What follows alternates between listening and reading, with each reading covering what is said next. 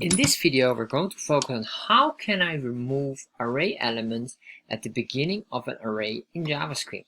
And specifically here with our chart in Chartjs. So we have our Chartjs bar here, and imagine we want to remove the red value here. So how can we remove this element and basically move everything one step to the right in Chartjs with the help of JavaScript?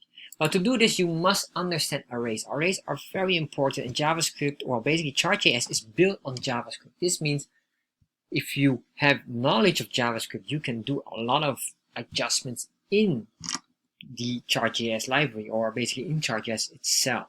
So let's start and explore here. So imagine here we have this red item here. We want to remove it, but we don't want to do it manually by deleting this. That doesn't make sense at all. So how do we do this? Well, basically, we have the following here. We can do this. What we're going to do here is basically we're going to use what we call the shift command for the array. So with the shift, or array shift, you're basically able to remove a value from the array. And the very first one. So let's start and do this one. So how do we do this? Well, basically we can do it like this. Let me show you this. We're going to get the my chart. Then you get the data, and let's say we want to get the red one here. Let me say labels. So if we have this, and we do now console log, we can see if we are showing it, and it might be that we need to move this to the very down of the code. But let's refresh here and check. Alright, so you can see here right now this doesn't work. And the reason why it doesn't work is simply this. Can I read property data of undefined? Which makes sense because it didn't load yet. So what I'm going to do is I'm going to move this away, move this down, put it in here, and then now it works. So it makes sense here, of course, because it didn't read the code first, so it doesn't know it exists. So you have here all of these are the array values. So how do we do this? Well, basically we could do here, we can do here the following. I'm going to show you this, and now I'm going to show you that one, and I say here shift. With shift we're removing a value. Shift. Yes, let's see what happened here. Did it work? No, it doesn't work. We have to do it like this, of course. There we are. So what happens if we shift? Basically, we're removing one item here. Which one are we removing is number red. So basically, we're pinpointing the red one, but that's the one we're going to remove. However, you say it's removed, maybe. Well, we can double check if it's removed, because right now you cannot see if it's removed. It only shows which element is removed. And then if I say again the label, refresh here, you can see here first the 6, and then after it removes number red, or the value red, and then the first value will be, instead of red, it's blue, and there's only 5 elements, the length of 5 from index 0 up to index 4. However, if you look at the chart, it doesn't show. So why is that? Well, we need to move this above basically, because here the Chartjs is rendering the chart itself. So it renders this chart, and then it starts to do here commands.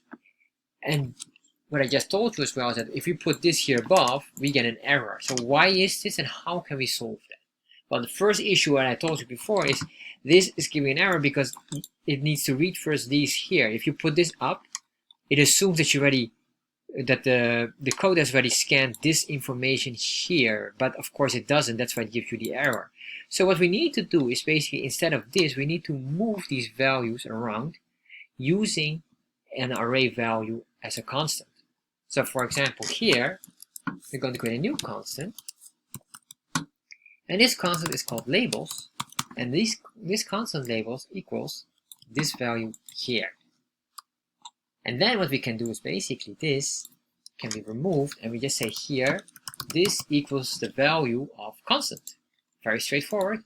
Now if we save, refresh, everything is still same, nothing adjusted. However, we have this here.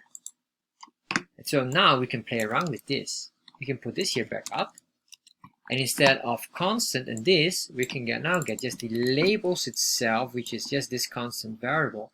And here if we do labels, and then we do here again labels to show again the thing, then you will see that now this is time to remove the label name of red. So let's save that. Refresh.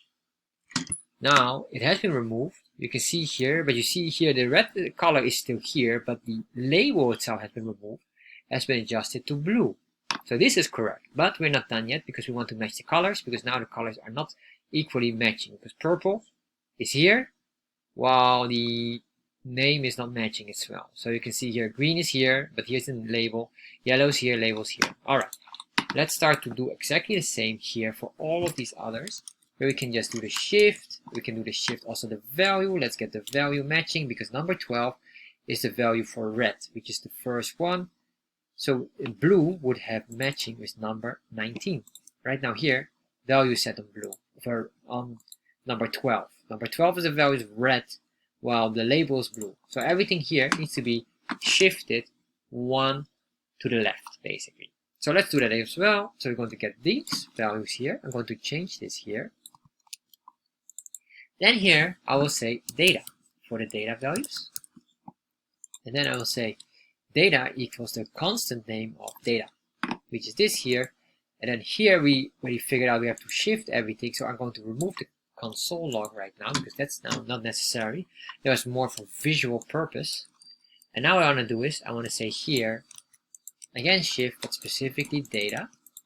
And then what we can do is, as well, if we do this now and refresh, you will see here now, blue has been shifted in the label and the value of 19 has been shifted.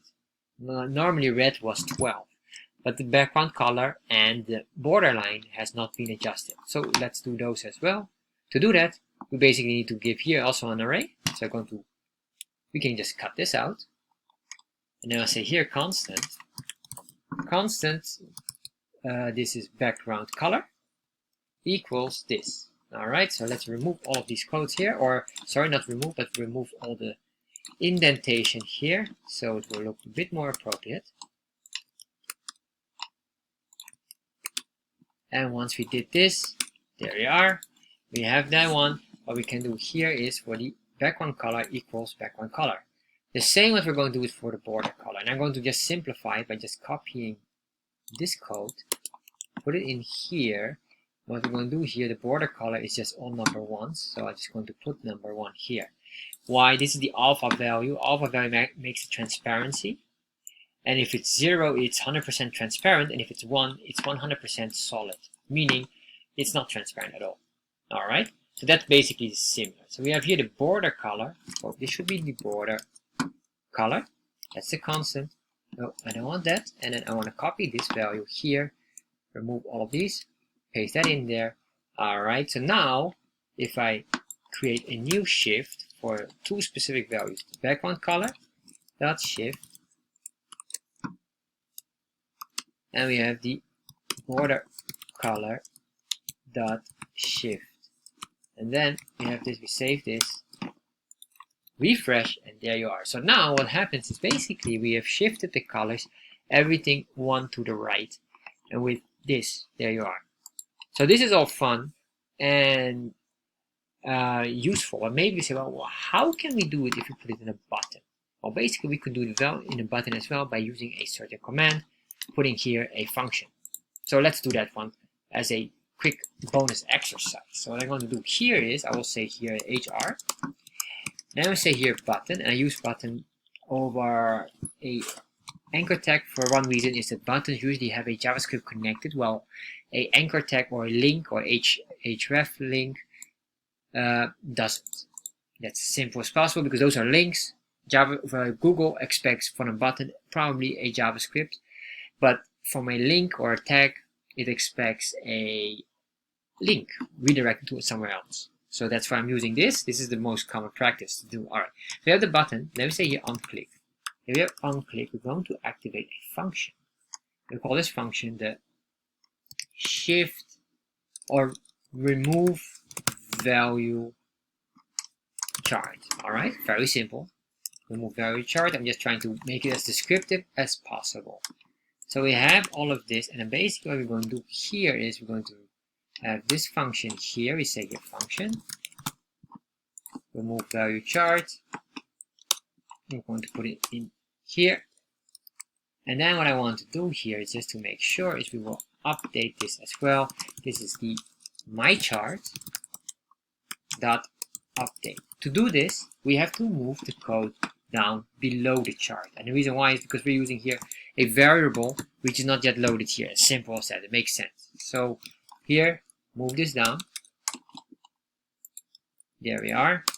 Now, if we save this, let's save that. Let's see, we have a button here. Oh, make sure that the button has a name.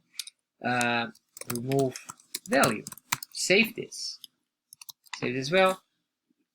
Oh, refresh here. Now we have the button here. Let's open up. You can see red is back, but the moment we click on this, now blue has been the first one. We remove one of them. And then if we do this again, now yellow is being shown. And then we do this again. Green, purple, orange, and there you are. So basically, that is how it works. And if we do this again, we remove everything, and basically it's a blank bar chart.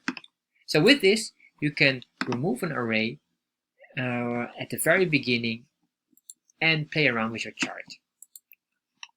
Thank you for watching this video, and I hope you enjoy it. And if you enjoy this video, you probably will enjoy this one as well.